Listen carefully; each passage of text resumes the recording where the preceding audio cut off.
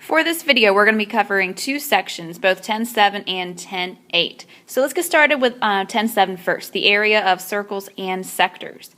We're going to be talking a lot about the area of circles, so you need to know the formula. It is on the geometry formula sheet, but we use it so often that you're probably going to want to know it. So the area of the circle is equal to pi r squared. Whenever you're given a diameter of a circle instead of a radius, just make sure you remember to half it so that you have the measure of the radius instead of the diameter. Alright, here's our first new definition, the sector of a circle. A sector is a region bounded by an arc of the circle and the two radii to the arc's endpoints. So basically, I kind of think of a sector as a piece of pie, and you name the sector using one of the endpoints, the center of the circle, and the other endpoint of the arc. A segment of a circle is a part of a circle bounded by an arc and the segment joining its endpoints. So if you think of kind of like taking a pencil or pen and drawing a straight line through the circle, that would be considered a sector. So it's kind of like that top piece or a piece that you're chopping off the edge. To find the area of a circle, you're first going to need to find the area of the entire sector. So if we were going to find the area, we'd want to find the area of this sector.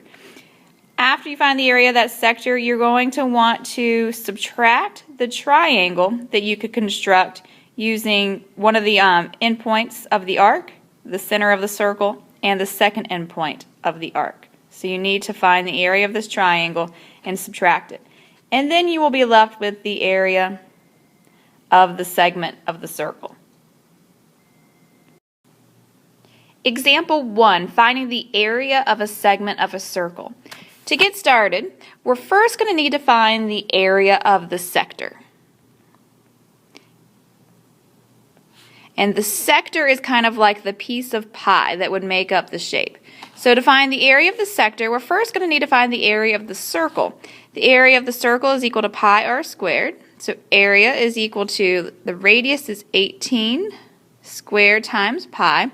Let's go ahead and leave things in terms of pi.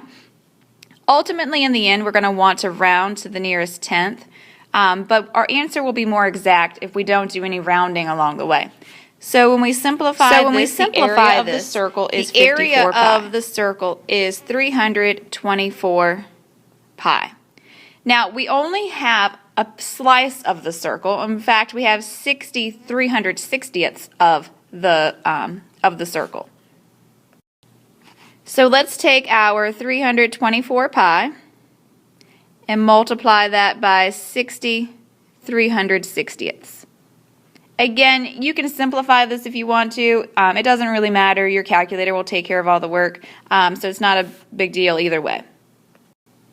When you multiply and simplify this, the multiplication, you end up that the area of the sector is equal to 54 pi. So this is just the area of the sector. Next, we're going to need to find the area of the triangle that we're going to want to subtract out. So area of triangle. There's a couple ways you could find the area of the triangle here. You could use the formula for the area of a triangle, which is 1/2 base times height. But in order to use that formula, you're going to need to know the height of this triangle, which needs to be that perpendicular line, so it's the apothem. But that would be a lot of work in using trig. I think we should just use the formula that we learned for the area of a triangle given side angle side. So the area of that triangle would be equal to 1/2 times 18 for one side, 18 for the other side, and the sine of 60. When you punch this into your calculator, you are going to get 140.2961154, etc. Let's go ahead and take that out to 3 decimal places. That way our answer will be more accurate in the end. Alright, so this was the area of the triangle. Now all we need to do is subtract. So let's take our 54 pi and subtract, let's see, I'm running out of room here, subtract 140.296. And when you plug that into your calculator, you will get the approximate area of the segment is 29, and we're rounding to the 10th place, so 29.3. And our unit is inches square. So this is our final answer here. Okay, moving on to section 10.8, geometric probability. You do need to know the formula for the probability of an event.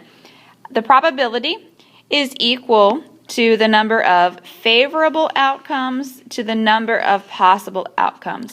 Now, you guys did a little bit of probability in algebra last year, so let's just do a quick example so we can refresh our memories. Pretend we have a bag of 10 marbles, okay?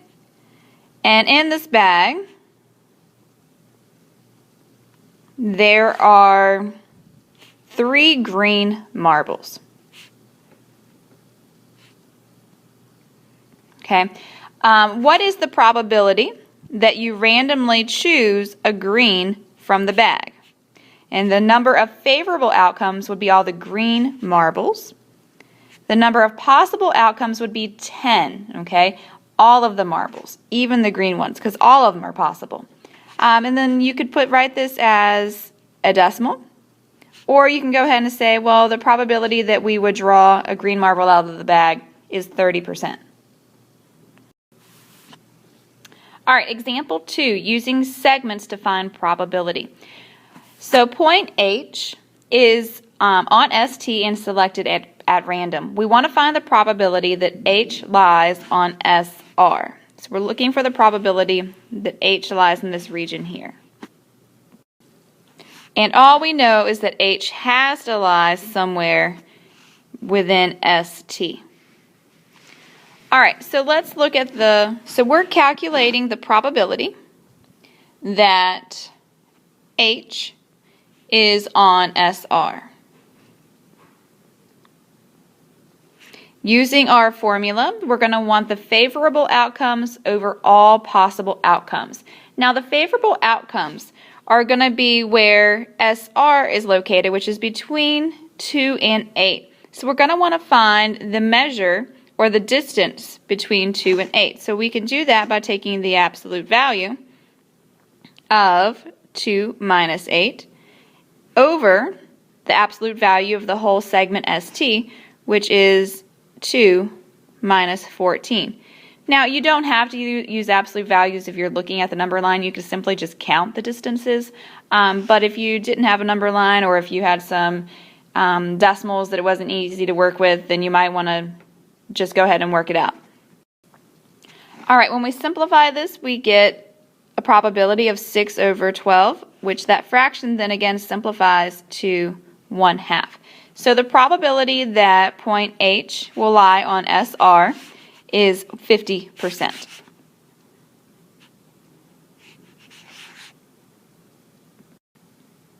Example 3. A triangle is inscribed in a square. Point T in the square is selected at random, so we do not know where point T will be located. What is the probability that T lies in the shaded region? So we're going to be finding the probability that T is in the shaded region.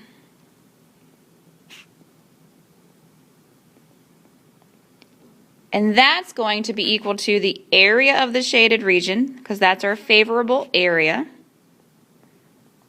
of shaded, divided by the area of the square.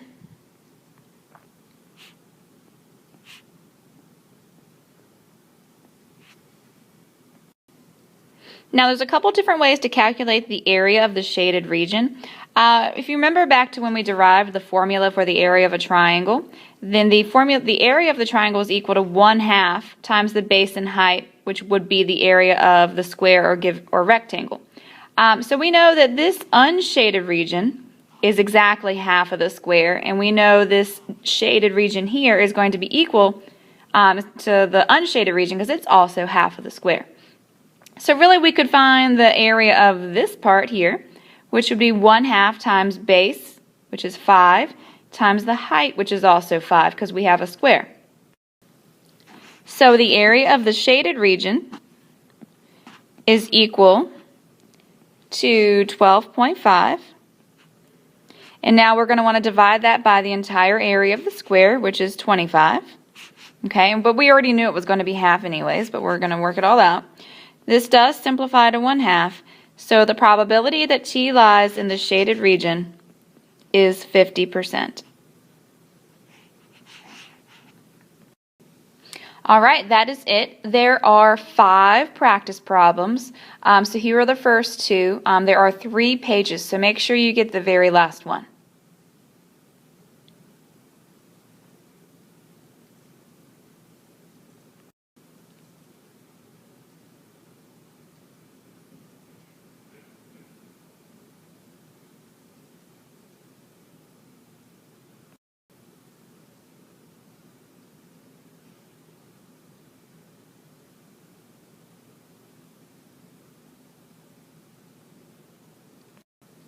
All right, that's it. See you guys in class tomorrow.